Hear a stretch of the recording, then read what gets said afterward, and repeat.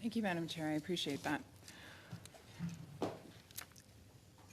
So first, the CBC leadership gave direction to its people not to call Hamas a terrorist organization, which is to side with the terrorists.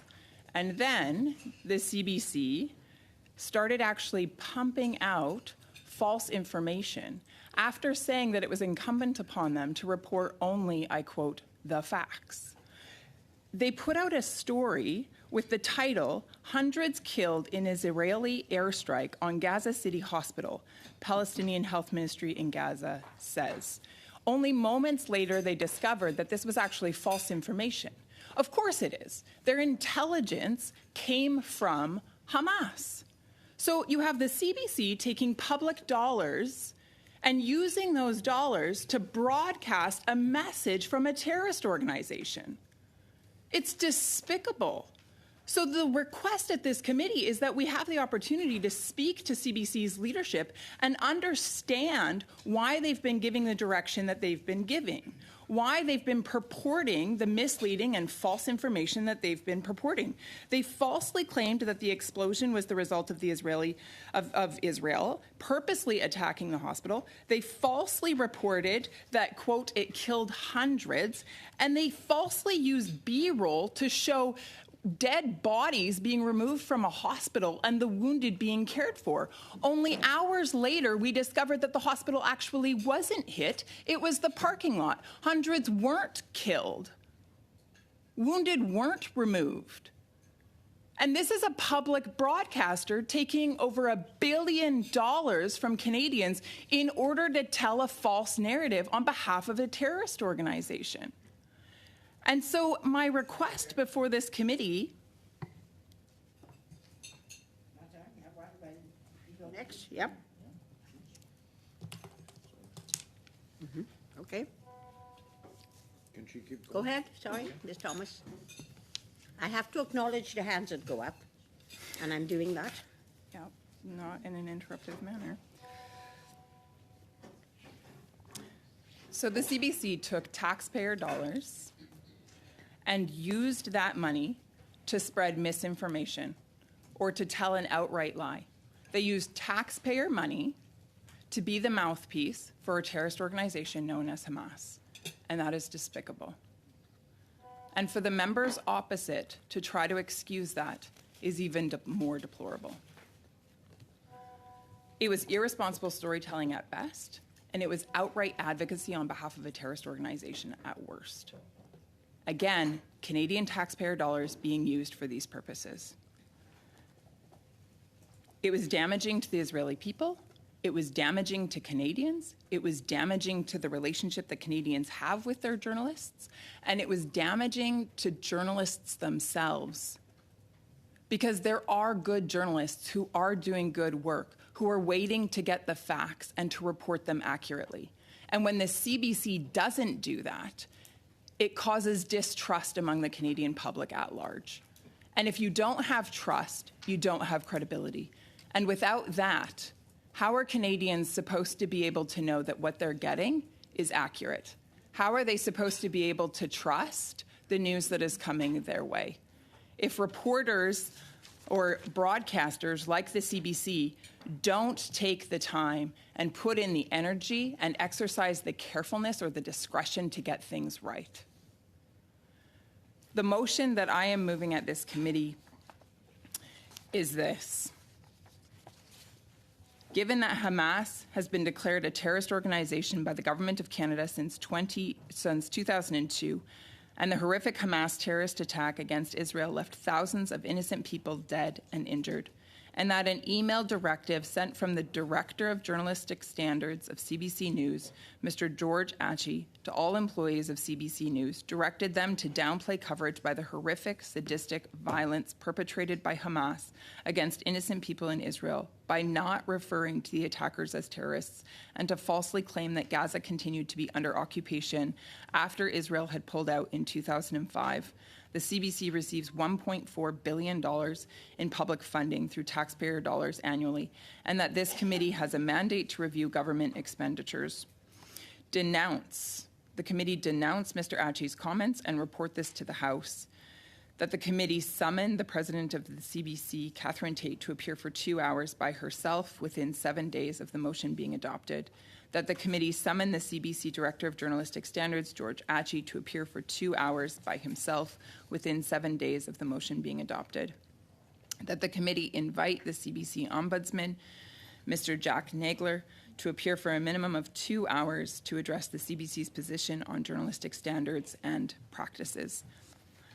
That last point around journalistic standards and practices is so important because, again, the leadership at CBC not only gave a directive to refrain from calling Hamas a terrorist organization, which it is officially declared as under law in Canada, but also the CBC gave a directive, published a story that put blame on Israel for the blast that took place at a hospital. And this was wrong. It was a lie. It was false information that the CBC received directly from Hamas, a terrorist organization. Point of order, Madam Chair. Can Ms. Thomas direct her comments to the chair, please? Yeah, I don't know why she's staring at you. It says I'm handsome, but I Yeah. Did I hope that comment to you? It's like, for why other, she's- not why for any she's other looking reason, at- you know. Yeah, focus on the chair. Thank you. Let me begin again, for your sake, the chair's sake. I heard what you had to say, Ms. Thomas, every word. It's okay. I'll just say it again. It's okay.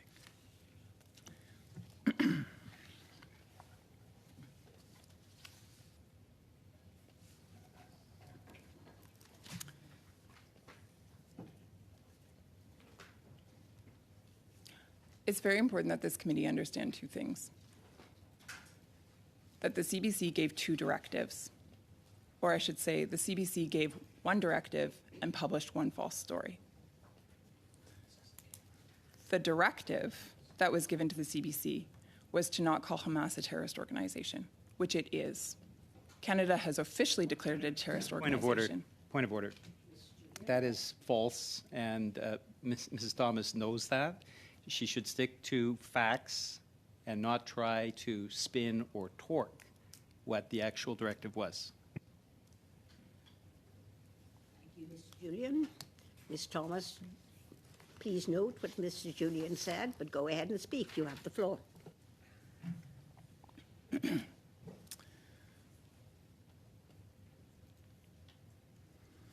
So the CBC leadership not only gave direction to refrain from calling Hamas a terrorist organization, which it is, based on a decision made by the Canadian government in 2007, more than 20 years ago, but also,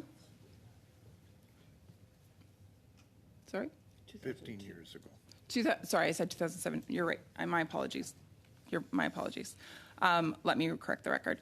So the CBC leadership gave direction to not call Hamas a terrorist organization, which is based on which the government of Canada actually has declared it a terrorist organization officially more than 20 years ago. And so that decision is known. That is an official decision made by the Canadian government.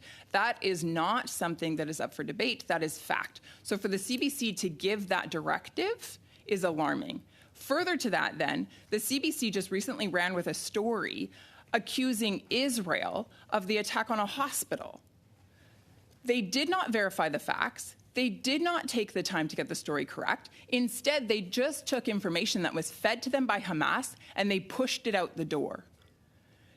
Only moments later, they then had to retract the title of their story and misleading information within it because they had new information and because Canadians held them accountable and pushed back on their lies. But for a public broadcaster to take over $1 billion and use that taxpayer money to propagate a false narrative fed by Hamas is absolutely deplorable. And so it is incumbent upon this committee to hold the CBC to account and to make sure that Canadians are being given accurate information. And the reason this is so important is because when false information is put out there, it is damaging to the Israeli people, it is damaging to the Canadian public, it is damaging to the relationship between Canada and Israel, and it is damaging to journalists who do good work but are now not trusted because some people at the CBC have determined that it's in their best interest to purport lies. Mistrust is at an all-time high. The CBC is publicly funded. They have a responsibility to get it right. And to be on the side of the terrorists is wrong. It is the wrong side to be on. So shame on them, and shame on us if we don't take the time to hold them to account. And also, Chair, shame on Mr. Normand. Point of order, Madam For Chair. laughing. This entire rant, as a Muslim member of this committee, the entire rant, she has been looking at me, directing her comments about Hamas to me, and I have had just about enough of it, Madam Chair. And that comment is an exact example of the Islamophobia in this place that people like Ms. Thomas continue to perpetuate. Ms. Thomas, I would like to ask you to be careful of your choice of words when you're referring to members of the committee personally. Madam Chair, I take your caution. Thank you. For the record, there's a camera here, and it happens to be in front of the member who just spoke. And if he wishes to not be there, he is welcome to move where he would then be out of my eyesight. But that is his responsibility to do. Ms. Thomas, you named him. I'm sorry, I have to call you on that. Now, have you finished, Ms. Thomas? Can we proceed to debate? I have a few hands up. Thank you, Chair. I believe that my colleague Gladue, Ms. Gladue, raised a point of order. Ms. Gladue is not. The first in line, Martin Champoux, please. It was the same point of order that you were bringing, so it's fine. Martin? Champoux, Marilyn Gladue, Ms. Gladue. Thank you, Chair. I have a few comments to make with respect to what's been said about the motion. First of all, I want to address Mr. Julian's comments that, he implied that my colleague was lying by saying what was in the directive. And I have in front of me the email that was provided from George Atchie. And I just want to read it into the record. It says, "Do not refer to militants, soldiers, or anyone else as terrorists. The notion of terrorism remains heavily politicized and is part of the story. Even when quoting or clipping a government or source referring to fighters as terrorists, we should add context to ensure the audience understands this is opinion, not fact. That includes statements from the Canadian government and Canadian politicians." So in light of the fact that Parliament has said Hamas is a terrorist organization, is not an opinion, is a fact. And so that I find objectionable. That said, my greater concern here is that for our democracy, we have to have free and independent journalism. It's very important. It's part of the Charter, freedom of the press. And so when I see directives to journalists on how they ought to phrase things, I think that takes away their freedom to portray the situation. There's always differing views. And I'm also concerned about the inflammatory nature of how the inaccurate reporting may impact on the situation. The other thing that came to mind when I saw this directive is what other directives are being given about other stories that may bias or influence the individual's journalists' freedom to report as they see it. So I think that's why it's important for CBC to come so that we can ask them some questions about it. And I think the Canadian public wants to be assured that, in fact, we do have a free and independent journalism and we don't have the word police directing journalists on how they need to phrase things. Thank you.